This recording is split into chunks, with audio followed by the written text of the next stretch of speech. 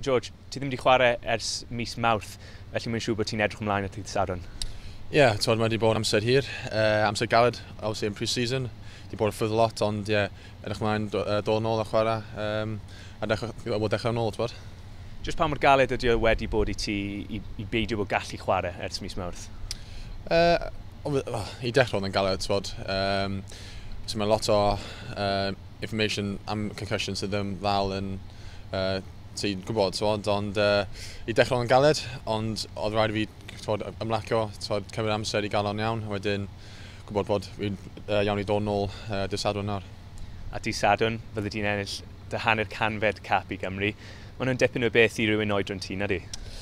Ie, i fi mae'n enfawr, wel, ers fi tyfu fyny, oedd mwyn eisiau chwarae dros Cymru, a i gael 50th fi a dydd Sadwrn yn enfawr.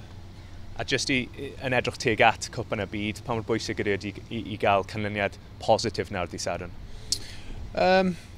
Dim masif, obviously fydda'n helpu lot o boys i curo dydd Sadwrn, jyst i cael momentum yn nawr.